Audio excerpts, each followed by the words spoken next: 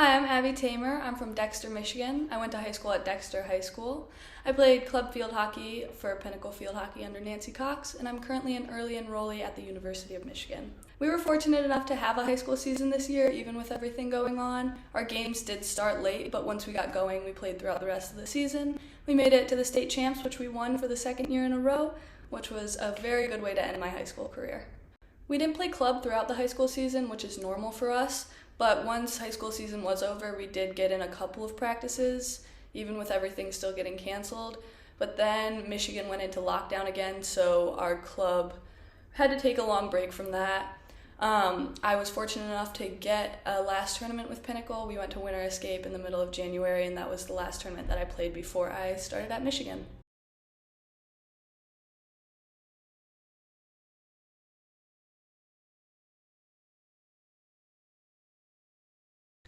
I chose to commit to Michigan partially because it runs in the family. Both of my parents were student athletes there. My mom played field hockey, my dad played hockey, and my sister's on the team right now. So that kind of really pushed me towards it. But more so than that, the main reason why I committed is the unmatched academics and athletics that Michigan has. Along with that, the coaching is absolutely off the charts, the team culture is amazing, and everyone really supports each other on the team.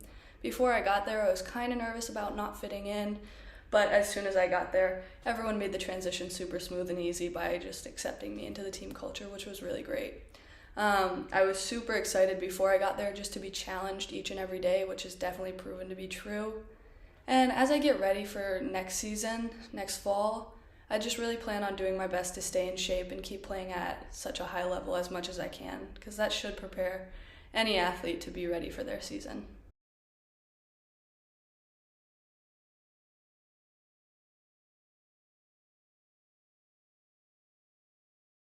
It feels really rewarding to have been recognized as one of the top 10 players of the class of 21 just because it feels like all of my hard work and determination has paid off.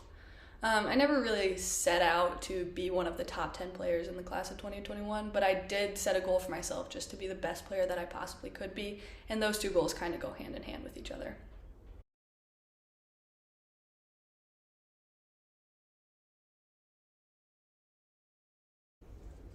All of my coaches have been huge role models for me, but I'd like to specifically recognize my club coach, Nancy Cox, because she's worked so hard to give opportunities to young female athletes like myself. Without her, I definitely wouldn't be where I am today. She holds all of her athletes to the highest standards and teaches us all to be strong, confident young women, which is very important, especially for a female athlete who wants to be successful.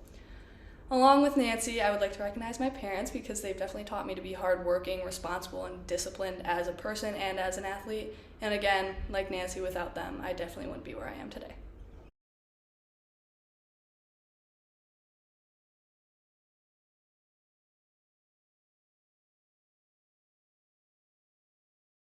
The most important things that I've done in the past couple years to make myself the best player that I can be is working on my consistency and my mental toughness. To speak to consistency, just working out every day, taking breaks when you need them, but staying consistent after that, working hard on your skills, making yourself as physically strong as you can be. That's going to be super important for an athlete, and I feel like that's paid off a lot for me.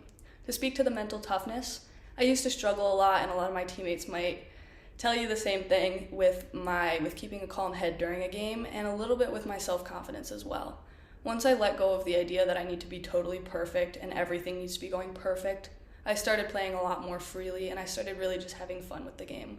Once I was having fun with the game again, everything really started clicking, everything was a lot more fun, and it was a lot easier to work towards my goals. So along with that, putting in the work when it sucks, that's going to be what really helps, and that's what I think really helped me. Putting in those hours in the conditioning, doing drills that really aren't fun, those are going to be what pays off the most. And it is hard to push yourself through that, but if you can do that, you're going to be mentally tough and you're going to be better than the players who give out when things get hard.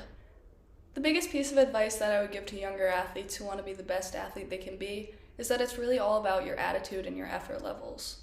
Obviously, your skill levels do matter, but if you take two players who have the same skill level, the player that puts in the extra effort, that has the better attitude towards their team, they're going to set themselves apart.